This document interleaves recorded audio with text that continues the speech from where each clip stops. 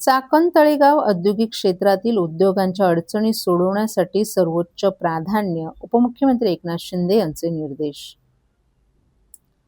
चाकण तळेगाव औद्योगिक क्षेत्रांमधील वाहतूक कोंडी रोखण्यासाठी रस्त्यावरील खड्डे बुजवण्याला प्रशासनानं प्राधान्य द्यावं. मात्र पावसाळ्यात रस्ता दुरुस्तीसाठी येणाऱ्या अडचणी लक्षात घेता प्रीकास्ट तसंच जिओपॉलिमर टेक्नोपॅच यासारख्या आधुनिक तंत्रज्ञानाचा वापर करण्याचे निर्देश उपमुख्यमंत्री एकनाथ शिंदे यांनी दिले आहेत.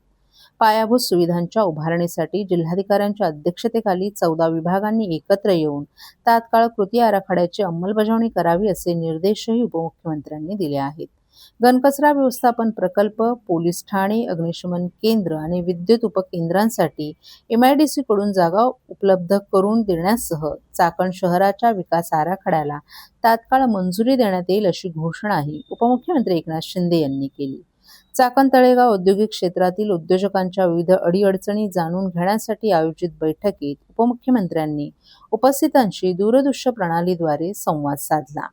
महाराष्ट्र हे देशाचं औद्योगिक इंजिन आहे आणि त्या इंजिनाची खरी ताकद चाकण आणि तळेगाव सारख्या औद्योगिक पट्ट्यात असल्यामुळे येथील उद्योगांना भेडसावणारा वाहतूक कोंडीचा प्रश्न सोडवण्यासाठी कमी, मध्यम आणि दीर्घकालीन उपाययोजना करण्याच्या सूचना उपमुख्यमंत्री एकनाथ शिंदे यांनी दिल्या.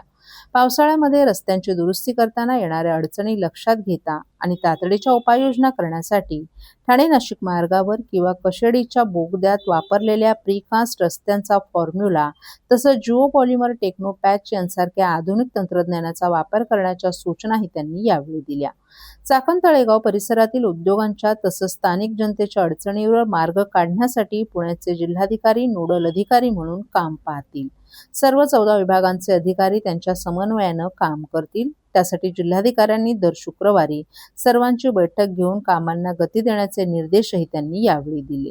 चाकण औद्योगिक क्षेत्रात सुरू असलेल्या रस्त्यांच्या कामांना प्रशासनाने आढावा घेऊन या कामांना गती द्यावी तसंच कामात टाळाटाळ करून दिरंगाई करणाऱ्या ठेकेदारांवर कारवाई करण्याच्या सूचनाही त्यांनी यावेळी केल्या. चाकण शहरातील रस्त्यांच्या अवस्थेमुळे होणारी वाहतूक कोंडी टाळण्यासाठी रस्त्याच्या कडेला पडणारे खड्डे बुजवण्याला देखील प्राधान्य द्यावं. आवश्यक असेल तेथे नवीन अंतर्गत रस्ते, पर्यायी मार्ग आणि उड्डाणपूल उभारणीचे नियोजन करण्याच्याही त्यांनी सूचना दिल्या. विजेचा प्रश्न सोडवण्यासाठी महापारेषणकडून 31 ऑगस्टपर्यंत नवीन ट्रान्सफॉर्मर बसवण्याचं नियोजन केलं असून नवीन उपकेंद्रासाठी MIDC ची जागा उपलब्ध करून देणार आहे. घनकचरा व्यवस्थापन प्रकल्प, पोलीस ठाणे, अग्निशमन केंद्र, रुग्णालय आदीसाठी देखील MIDC कडून जागा उपलब्ध होईल असं देखील उपमुख्यमंत्री शिंदे यांनी सांगितलं. महाराष्ट्र राज्य हे उद्योगात पहिल्या क्रमांकाचं राज्य असून राज्याला यात अग्रेसर ठेवण्यासाठी उद्योगांना दर्जेदार पायाभूत सुविधा उपलब्ध करून देणं ही सर्वांची जबाबदारी आहे.